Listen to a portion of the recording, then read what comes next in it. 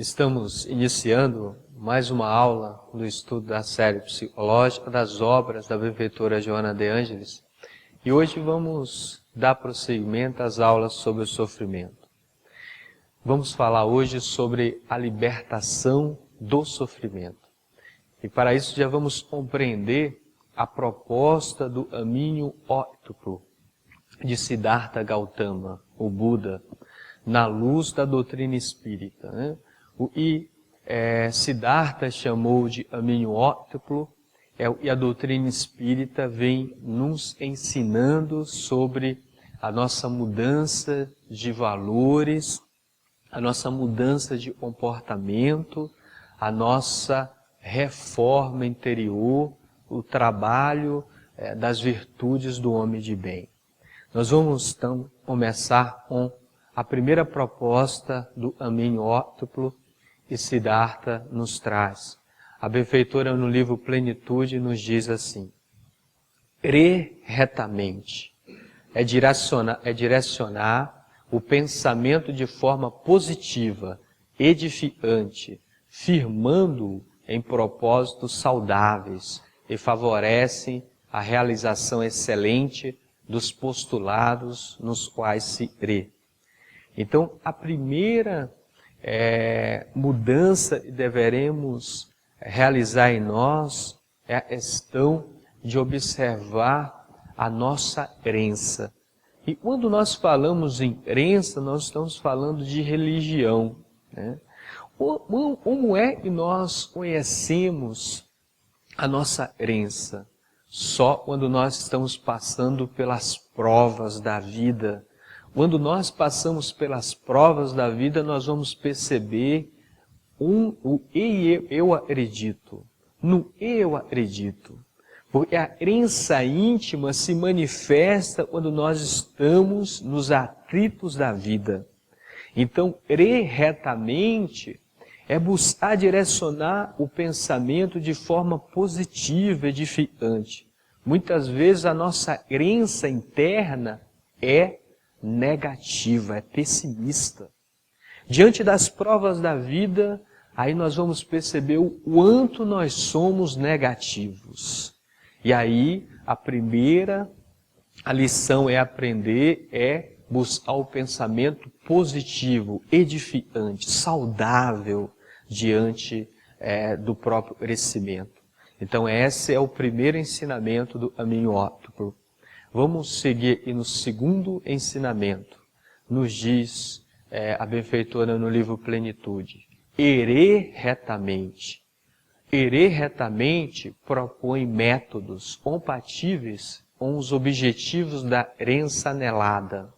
Sem o uso dos meios correspondentes, as realizações perdem a qualidade de que se devem revestir. Então, o segundo passo é crer retamente. Quando nós vamos alimentando a nossa crença de forma positiva, o próximo passo é o crer retamente. Muitas vezes a gente erra, mas nós queremos realizar os desejos do ego. Crer retamente é a gente ter métodos, a gente ter objetivos na vida, mas objetivos alcançáveis. E nós possamos ter esse objetivo dentro de uma crença, como ela nos diz, e anelada, numa crença firme. Muitas vezes a gente fala assim: eu quero ser uma pessoa melhor. E aí nós vamos perceber, esse querer não é reto. E aí a pergunta que se faz é: mas o que eu estou fazendo para ser uma pessoa melhor? E aí a gente fala: nada. Então eu não quero ser uma pessoa melhor. Porque se eu quero ser uma pessoa, um homem de bem, primeiro eu tenho que ter métodos na nossa vida. O que eu preciso mudar em mim? Eu preciso mudar isso. Então eu vou colocar um objetivo na minha vida, uma finalidade para a minha vida e traçar um método e um plano de trabalho para isso. Vamos prosseguir nesse caminho óptico. Então, o terceiro aprendizado desse caminho a benfeitora nos traz? Falar retamente. Quando se crê e se é retamente, fala-se com a mesma qualidade de intenção. O falar retamente fomenta o progresso, desenvolvendo as aspirações que se exteriorizam em ideias de liberdade e amor. É outro caminho aí, e nós tropeçamos muito, né? Nós tropeçamos muito na fala, na língua, né? Então, falar retamente é buscar interiorizar aquilo que eu ero, né? Com as minhas crenças, e aí eu busco falar retamente. Porque nós falamos de tudo, mas falamos alimentando sempre a negatividade. Nós falamos por falar, né? E a palavra, ela tem muita força, como nos ensinou o próprio Cristo. A palavra, quando ela é bem colocada retamente, no momento certo, né? Essa energia não só auxilia os outros, como auxilia nós mesmos. Nós vamos crescendo e evoluindo, pois o nosso magnetismo vai mudando, as nossas energias vão se transformando. Então, falar retamente é um dos caminhos, do caminho como o Buda trouxe, né? O caminho ótuplo, o caminho do meio, né? Vamos trazer mais outra observação. A quarta, o quarto postulado, vamos dizer assim, desse caminho. Ele nos diz operar retamente. E aí a benfeitora nos ensina no livro Plenitude. Operar retamente é técnica de terapia preventiva quanto curadora para o sofrimento. Quem não atua errado não tem necessidade de repetir a experiência, refazer o caminho, ressarcir débitos. Tal ação, entretanto, começa nas pequenas decisões. Então, quando nós vamos nos vigiando na fala, a tendência das nossas atitudes, dos nossos comportamentos, nós vamos inclinando os nossos comportamentos para uma atitude firme, para uma atitude coerente, né? O que a benfeitora nos traz aí, ela não está dizendo que a gente não vai errar, né? Porque o erro faz parte do aprendizado, mas ela está trazendo aqui para a gente não possa ficar sempre tropeçando na mesma pedra, né? Então, operar retamente é nas pequenas decisões. Então, eu tomo uma decisão na vida, né? Então, eu me observo e sempre eu estou falando mal de outrem, falando mal do meu trabalho, falando mal do meu chefe, falando mal da vida, falando mal da política. Então, eu me observo nesse campo. Então, eu coloco uma meta. Eu vou corrigir a minha fala, eu vou observar isso para falar retamente, para não acentuar isso. E aí é nas pequenas decisões. Muitas vezes estamos lá dentro do ambiente familiar, no trabalho. E chega um amigo, um colega, e às vezes vai falar sobre algum assunto dentro desse campo pessimista. E aí nas pequenas coisas, se eu evito ali, quando eu estiver numa prova maior, eu também vou ter a mesma firmeza de decisão.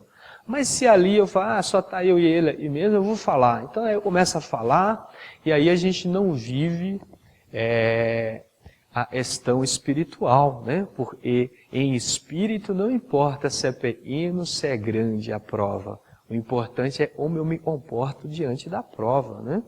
Então vamos prosseguir aí com a quinta observação, o quinto postulado, né, do ensinamento de Siddhartha Gautama. Então, nos diz Siddhartha Gautama, viver retamente. E aí a benfeitora, no livro Plenitude, nos diz assim, as ações que se sucedem transformam-se no modus operandi de cada indivíduo e aí passa a ter o seu modus vivendi. Quem age retamente, vive retamente.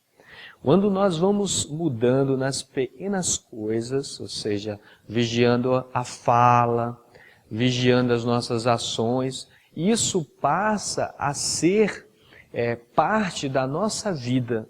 Então nós vamos condicionando, nós vamos criando hábitos saudáveis. E aí nós vamos vivendo retamente. Sem perceber, as pessoas vão começando a notar isso. E aí observa isso em nós. E às vezes até nos cobra, né? Quando a gente tropeça, a pessoa fala, mas fulano, você falando isso? Isso é um sinal para que a gente possa nos observar. Porque o outro está enxergando em nós atitudes diferentes do nosso modo de viver. Então, se o meu modo de viver começa a ser um modo de viver mais vigilante, mais prudente, isso passa a ser característica da minha personalidade e aí vai sendo armazenado no meu inconsciente, vai fazendo parte do espírito que sou, né? Então, viver retamente é isso, é buscar nas pequenas coisas, como nos disse a benfeitora. Quem age retamente, vive retamente. Porque a vida é feita de momentos, né? Então, a cada momento nós estamos aprendendo, vivendo. E se a gente procura acertar em todos os momentos, isso vai fazendo parte da nossa vida. Vamos prosseguir com outro ensinamento do caminho óctuplo. Esforçar-se retamente. E aí, a benfeitora no livro Plenitude nos diz, esforçar-se retamente é saber aplicar a capacidade dos seus recursos naquilo que propicia felicidade real, duradoura, sem as aflições dos prazeres fugídios e necessitam de repetir-se sem cessar, não lhes aplacando a sede, antes aumentando perturbadoramente. Esforçar-se retamente. E aí, quantas energias, quanta dedicação, quanta vontade nós não temos com as coisas materiais. Quando a gente determina e fala assim, eu vou comprar uma casa, eu vou fazer uma faculdade, eu vou estudar, eu vou fazer isso, a gente põe tanta energia nisso e vai lá e consegue. Agora, quando é para as conquistas da alma, aí precisa de muito esforço, porque nós somos, né, muito preguiçosos nesse sentido. Então, esforçar-se retamente é direcionar esses recursos em prol do próprio crescimento. Sem o esforço, como nos diz, né, o ditado, nada feito. Então, precisamos nos esforçar no nosso processo de crescimento. Vamos seguir nesse caminho do meio, nesse caminho da nossa evolução. Então nos diz Siddhartha Gautama, pensar retamente. E aí a benfeitora no livro Plenitude nos elucida, ela nos diz, pensar retamente faculta harmonia psicológica e sintonia com os benfeitores da humanidade, em cuja convivência psíquica se aure energias benéficas propiciadoras de saúde e vão atuar nas causas dos sofrimentos, alterando-lhes a vigência e os efeitos. Então, pensar retamente é algo que deveremos também estar aprendendo, porque a harmonia começa no bem pensar. Precisamos aprender a utilizar a mente para as finalidades saudáveis da vida. Quando nós temos o hábito de cultivar bons pensamentos, seja através das boas leituras, seja através das boas músicas, seja através de contemplar as paisagens, a vida de forma diferente, seja através da oração, né? E não aquela oração e a gente sempre decora e ajuda também, mas a gente entender as palavras, a gente fale e aquelas palavras tenham representação para nós e traga imagens, e aí a gente vai contemplando aquilo, a gente vai falando e a gente vai sintonizando com os benfeitores.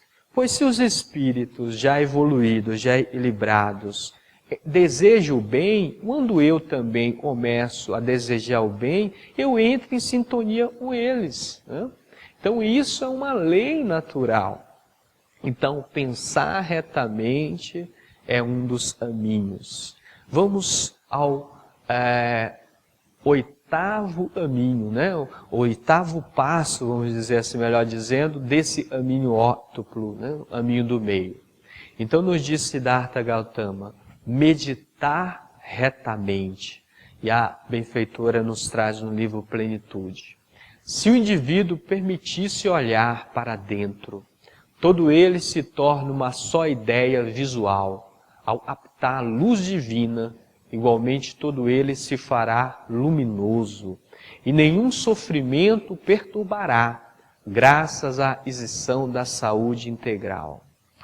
Nós não temos o hábito de meditar.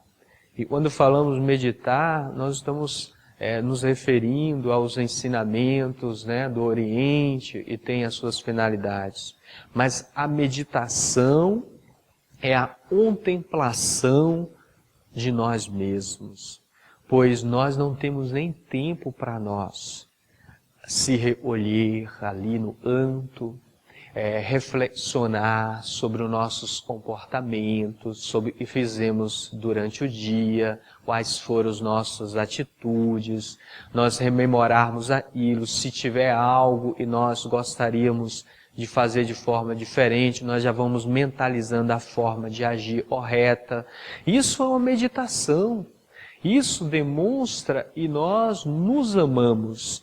Agora, quando nós não temos nem tempo para nós, e aí já entra o desamor, né? Nós precisamos aprender a meditar. Pois quando nós aprendemos a meditar, a se recolher, a olhar para nós, imaginando uma luz nos iluminando, cores, ali renovando a nossa aura, as nossas energias, isso tudo nos conduz à paz, à saúde, né? Por isso a benfeitora e no livro Plenitude irá nos dizer, vamos acompanhar. Em medita, crê, fala, opera, vive, esforça-se e pensa com retidão, adquirindo os valores indispensáveis à salvação. Nesse estágio, a pessoa doa-se e já não mais vive, sendo Cristo quem vive nela. Liberta-se, por fim, do sofrimento. Então, esse caminho e o nosso irmão, né, muito iluminado, Siddhartha Gautama nos traz, a doutrina dos Espíritos vem nos trazendo, e Jesus nos apontou, é o caminho da salvação. Muitas vezes alguém nos salve, né? Então a gente usa muito isso, fulano vai me salvar. E aí a gente coloca até essa atribuição ao Cristo. Não, Jesus vai nos salvar, lógico. E Jesus vai nos salvar no sentido de nos mostrar o caminho, como Ele nos apontou. Eu sou o caminho, né? Ou seja, é observar as atitudes do Cristo e seguir essas atitudes.